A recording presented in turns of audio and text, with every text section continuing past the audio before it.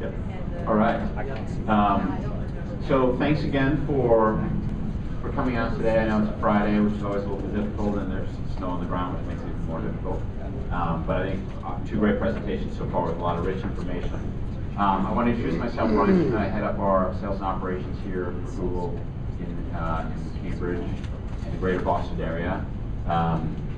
What I wanted to talk a little bit about today, and then I think we'll have some time at the end to open up for questions for all of us, is Google's view on what's happening, both what's happened in the past to some degree, more importantly, what's actually happening right now, what you need to be concerned about as a marketer, and then what's happening in the future. We spend quite a bit of time thinking about this, as you can imagine. So hopefully some of this will be interesting. I'm going to violate my first rule of giving presentations by actually having some notes in front of me, because there's actually some rich data points that are new that I want to make sure I share. So I apologize in advance if I have to look down. So, make sure this works. There we go. So to put it into context, one of the ways that I actually think about what has occurred from a marketing perspective online is I like simplicity. Luckily that aligns well with Google as a company. We believe in simplicity. So I've divided into really three different eras, if you will. The first is the information era, which occurred kind of at the dawn of the internet, which all of us as consumers really understood how to read online. And bellwether technologies here were certainly Yahoo setting a foundation, Google coming on, helping us understand and identify where information was. We then moved into a distribution and commerce model where, quite frankly, we all got more comfortable giving our credit card to somebody online and actually purchasing, enabling transactions. And we've now moved into what I refer to as the communication or talk component. And this is where we've discovered that the internet is social, that we can converse with each other as peers, and we can, more importantly, as marketers, converse with our customers. And this framework, I think, helps me understand kind of what some of the decisions that we've made in the past, and more importantly, what's happening in the future. Some stats here that help frame this that I think are fascinating. If you look at where we are right now, there are about roughly 2 billion internet users, people connected to the internet worldwide. If you look at mobile subscribers, 5 billion, and if you look at the amount of information that is actually flowing online, 800 exabytes, which is a lot. I'm not a mathematician, but I've been told that that's a lot of information. Let's look at where it's going 10 years from now. So in 2020, 5 billion people in the world will be connected. 10 billion of those there will be 10 billion mobile subscribers, and that there are 53 zettabytes of information. So perspective on this that I think is interesting, on the first, not only will we have 5 billion users, but they'll be connecting at speeds up to 500 times faster than we're currently connected. So you think of what that does to the actual experience that you have or your consumer has online. Secondly, the mobile subscription, as Michael said, I think many of us already have more than one device. I think that will continue. I think we actually believe that people will have different devices for different purposes, not necessarily one particular device that will do everything for them. And then if you kind of bundle all this up from a marketing perspective, so right now it's estimated, we estimate the global ad market at about $550 billion. Roughly 12% of that is digital right now. So in 2020, $100 billion marketplace, $1 trillion marketplace, and over 50% of that will be digitally enabled. So a big shift. You continue to see advertising dollars flow where consumers are spending their time. And what's fascinating here, again, from my own perspective, this is 10 years out. This can be hard to wrap your head around. Let's think of what's happened in the last 2 years. Right, so 2008, how many people here in 2008 were on Twitter? So two people in the room. There were roughly in 2008, I think, around 1.5 million people that were subscribers of Twitter. Right now, that number is 20 million. 20 million people have subscribers to it. Android, how many people here had an Android phone in 2008? No one. We were just launching it. There are about 250,000 Android phones activated each day. As Michael demonstrated, where our market share continues to grow dramatically. So there continue to be huge. This is just in 2 years. And what's fascinating about this is it's actually the consumer, not the enterprise, that is driving this behavior, so your customers. And I thought non-Google data points that actually helped me understand the impact here. So eBay, in 2010, had $6 billion in revenue attributed to mobile sales. It's fascinating. Farmville, how many people here are Farmville users? No one. No one's a Farmville. So I'm not a Farmville user as well. This blew my mind. There are 30 million people using Farmville each day. There are, each day, an estimated 800,000 transactions where people are buying tractors, virtual tractors, online at $3.33 each. Right? This is entirely an entire virtual goods community that is growing exponentially. Amazon, there are now more digital books sold on Amazon than actual physical books. That happened last quarter. Lady Gaga on YouTube, 1.5 billion videos of Lady Gaga have been watched on YouTube. We'll talk a little bit more about YouTube and video later on, but when you think about that versus traditionally how artists reached and the volume of people that they reached in their audience, very, very, very, very different. App downloads, unbelievable. Red Cross, this I thought was fascinating. So the relief efforts when the Haiti disaster struck. I don't know if did anyone in here actually donate money via text? So a good amount of people actually in this room. 20% of all their donations, $23 million of the initial donations were actually sent via text, which is nuts. So in this world where everything is changing in a very compressed and rapid time frame, what do you need to think about? From our perspective, we think there are 4 Bs. So we've talked about the 4 Ps historically in marketing frameworks, so 4 Bs, which we think you need to know. The first is be relevant. The second is be found. The third, be engaging. And the fourth, be accountable. So what does that mean? So be relevant. There is about 2 years ago, our Eric Schmidt, Larry, and Sergey, our kind of triumvirate, if you will, put a decree out and challenged all of us at Google that mobile is the future in everything that we develop.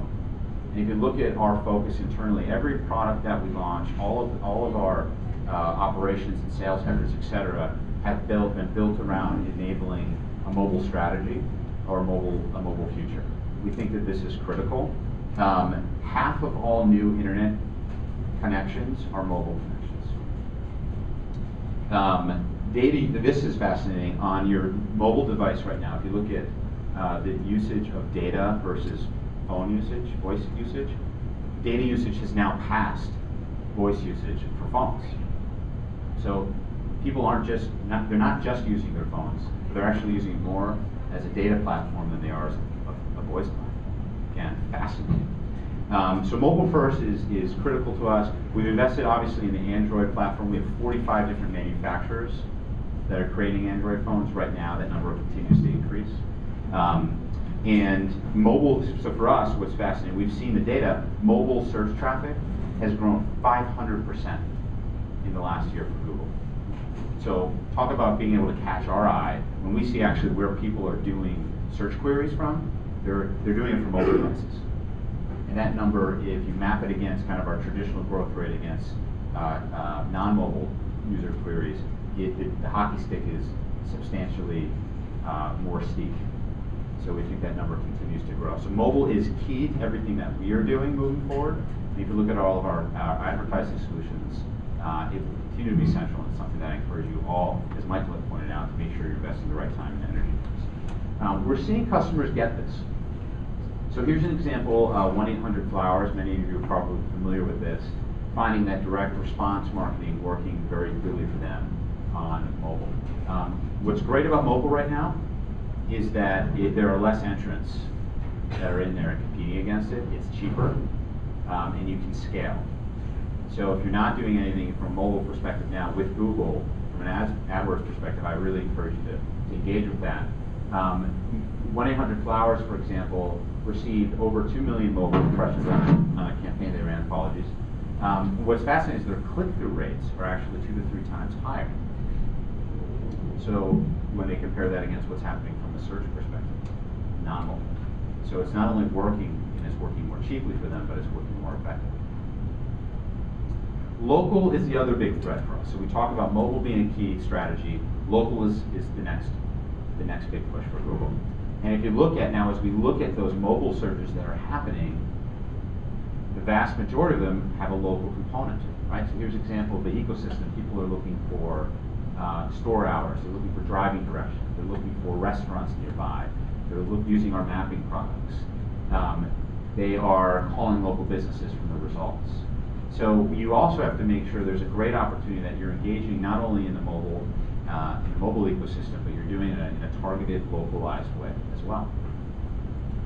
A big component of this that we're very, very excited about is click-to-call technology. Does anyone here use click-to-call, Google? Good, so a decent amount, which is fantastic. So so those of you that haven't used it before, you have the ability to actually promote a single number in your ad unit. So here, for example, insurance with a local targeted number, or a national number, I'm sorry, but you also have the ability to do a targeted number based on kind of IP address or DMA targeting. So you can actually drive people to a specific area. And hyperlocal is the next layer. So you continue to see, for example, advertisers that in their ad unit have, we've built in functionality where you can actually put a target phone number, but this little plus box actually expands into a map where you can drive people to a certain location. Adidas is an example of a company that has done this very successfully for us around coupon ads. So similarly, when someone types in a query for women's Adidas, for example, you'll see that the ad pops up, it expands into an offer, and you have the ability to actually send that user a targeted coupon for them to either walk into a store or to use online. You can use customizable codes to track either of those. And you can allow the user to email that or SMS that to themselves on one of their other devices or to their so you can get very, very targeted in terms of where you're actually sending folks. So the second B that I want to make sure you walk away from is be found. So we're a search company. Search is the killer app. That doesn't change. We still think this is the killer app. If you look at actually what we do internally, we spend a tremendous amount of time in improving the search experience. We had 600 specific product improvements last year devoted to search. There are 2 billion people each day searching. That's not going away. The velocity of searching in terms of how many times people are searching is increasing. So we want to make sure that we continue to enable search and search functionality. You've seen big advancements for us this year. Google Instant. So we rolled out Google Instant, which now allows you, when you type in a query, the actual results actually pop up dynamically as the letters roll out in your query versus waiting for you to click search. That saves about 2 to 5 seconds for every user. We think that's the right thing. That makes the experience faster for them. It makes it more relevant. One really cool experiment I encourage you to do is wherever you are, type in the letter W, and you'll see your weather pop up automatically. It's pretty fascinating. So we continue to get to put a lot there. Things like Google Goggles. Anyone use Google Goggles before? So Google Goggles is an app on your mobile device where you can take a photo of something, and it will actually tell you, it'll spit back what it is you're looking at. So take a picture of a building, it'll tell you where you are, what it is. Take a picture of a painting, it'll tell you the painting and provide information. Take a picture of a product, it'll tell you what that product is and where you can actually buy that product. So we think visual is increasingly important. In terms of what you're going to see from us in search, I think there's about 5 different things. One is more real-time search. So how do we continue to embed data that is real-time? Inventory of units that you're trying to sell, weather, movie times, etc. More creative. So it used to be the old search results were just a bunch of links. I think you're starting to see maps and videos embedded in the search results. You'll see more of that, quite frankly. More location-based. So I think the other thing that we're really concerned is not just on your mobile device, but also on your desktop. How do we customize the results to who you are and where you are, more personalized based on your ability to opt in, to share information about yourself, tailor those. And then finally, more visual. So I think more visual, more interactive. So I don't know if anyone has used the Google Search mobile device, where you can actually speak into a query, and it'll provide a result back for you. So how do we open up searching to make it more intuitive, and not have you have to actually type based on how the device is. So the other great thing about search is search leads you to somewhere else on the internet, right? We don't generally keep you on our own pages of Google. We send you to one of the billions and billions of websites that exist. And so as marketers, we understand that there has long been a disconnect between the ability to target people on the search versus a very fragmented world on the internet. So I want to show a little bit of a video here that shows us a little bit about what's happening in display. We think display is going to be huge. We'll talk a little bit more about that. Just pop this very quick video.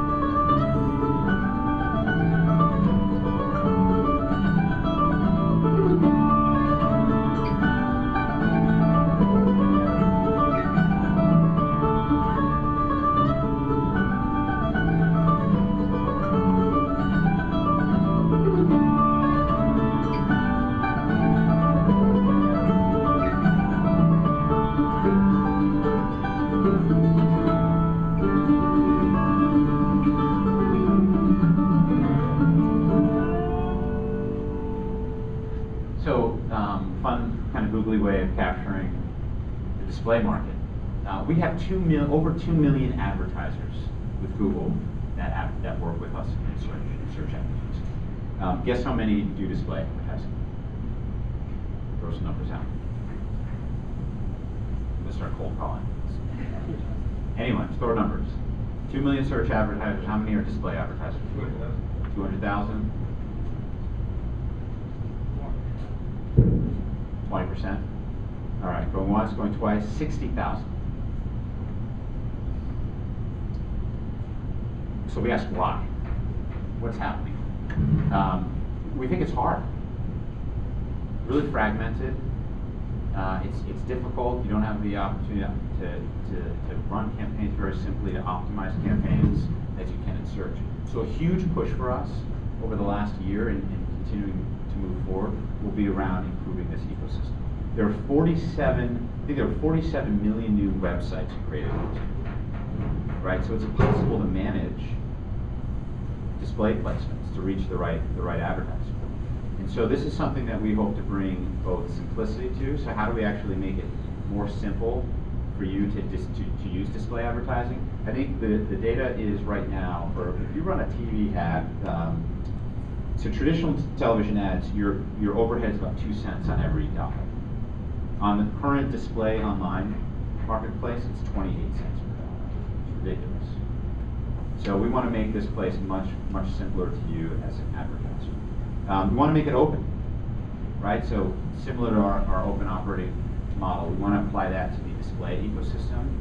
Our AdX product, or Ad Exchange product, is a way to simplify the process for both publishers and buyers to tap into and find the right inventory at the right cost and the right target in a very simple and one-step process. And then we want to drive performance. So we've invested in companies like TerraSent, for example, that will allow you as a marketer to run thousands of different display creatives against thousands of demographics, to understand what's working, what's not. So watch this space. This is going to be a big one for us. I think you'll continue to see a lot of product enhancements and simplicity coming out of this way. And I jump forward. Was I doing that the whole time? No way my presentation. Hold on. Okay. So we think it's a tipping point. I always find this interesting. So the first display ad in 1994. Look where it is right now. This is an example for Crest running a display ad. That is an incredibly rich experience. It can be very, very powerfully targeted based on age, the headline, the creative can apply to a particular demographic. It can be IP located, etc. So the actual functionality of what happens in a display ad continues to evolve dramatically. So the third area I want to talk about is be engaging, and video is key for us. So here's the challenge for you as a marketer. So who's on, let's take YouTube. Who's on YouTube? The Queen is on YouTube. The Pope is on YouTube. The President of the United States is on YouTube. Who else is on YouTube? Fred. Does anyone know Fred? And some, I get some nods. Some people know Fred. Neil knows Fred in the back. So there's a wide disparity of who's online and who's in video and who's in that experience. It's hard, but you have to be there. And it's, again, we think video is going to be a major part of the interactive and the digital experience for folks. And so how do we actually, what does that mean for you as a marketer? The good news is there's amazing potential with it, right? So guy in the middle, Jimmy Kimmel, on a good night, Jimmy Kimmel gets 2 million viewers of his show. The guy on the right, Fred has 2 million subscribers to his YouTube channel. On average, each of his episodes that he publishes has 12 million viewers. Fred made over $1 million in ad revenue for Google.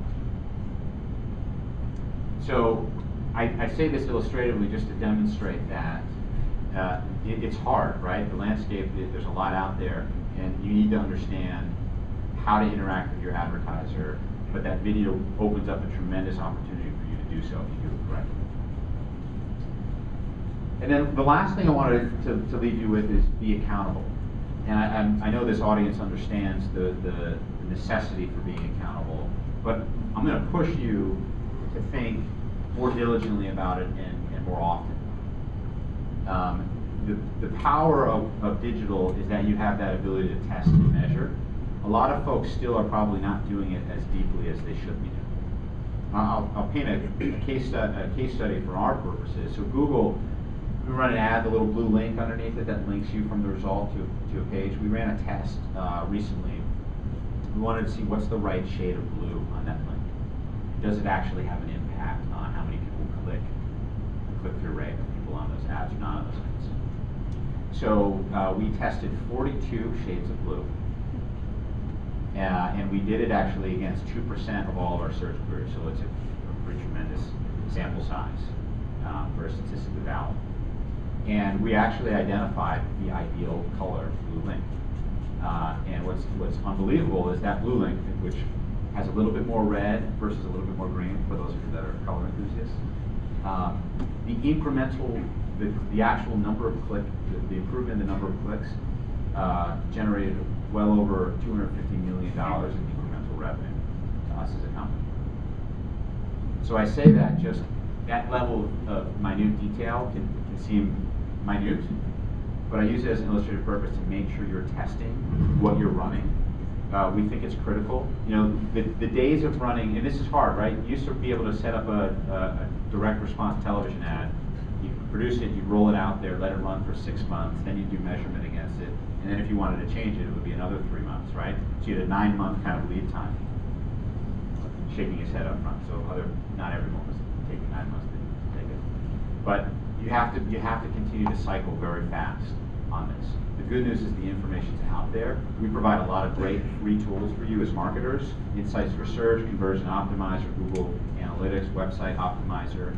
There are a lot of other great tools in the marketplace to help you do this and understand what's working, what's not. So reminder, the 4 Bs: be relevant, be found, be engaging, be accountable. The last thing I wanted to take away is these are actually 4 predictions from Google. So as we look forward and think about where we're investing in new products and acquisition of products, where we're deploying our headcount against key strategies. These are 4 key ones for us. So the first is the new big screen. So 80% of all screen time will be digital. So think even what's happening in the television industry, for example, right? We've launched Google TV. We think that there will continue to be a digital component there that will unlock a lot of ability and values for you as a marketer. Mass mobile. So we think that, similar, Michael had I think made a similar story, that 2/3 of, so mobile will enable 2/3 of all purchases. What's also fascinating is that we think your mobile device will pay for half of all purchases. So when you walk into a store, you'll be using your mobile device as a virtual wallet versus your actual physical wallet. So tremendous implications over the next 5 years for what that means. Do you have a time frame for that? We think this is kind of 5-year predictions, so I'm not sure exactly if that's a year from now or 5 years from now, but I can tell you that there's big investments in our company around that strategy. Third, and I think this is critical, is the consumer coup. So right now, 80% of what's happening is really pushing to the market or to the consumer. We think that's going to flip. It requires what's happening in the privacy component, what's happening with what's information out there, the social functionality layer that's built in. We think that you're going to have your users are going to be opted into what you're selling them or what you're targeting. So again, social will be a key component of our products moving forward, layering in that social functionality and how does that interact with search, how does it interact with some of the information you're looking for and the results that you get. And then finally, the real-time rule. So the challenge with all of the information that's being created and flowing is that it becomes increasingly hard for anyone to figure out what it is that they're looking for. So again, one of the things that you're going to have to be cognizant of is how do you actually help filter out or plug into providers that help you filter your message to the relevant customer at the right time. So again, you will see tremendous investment in providing that functionality, that intelligence to consumers, and local will be a key part of this, right? So if I'm a user and I'm searching for a burrito shop, I need to make sure that all of my results are hyper-targeted to who I am and where I am. So with that, I think we have no time left, but maybe a couple minutes for questioners, and Larry, Michael, I invite you to pop up here if we have questions from the audience.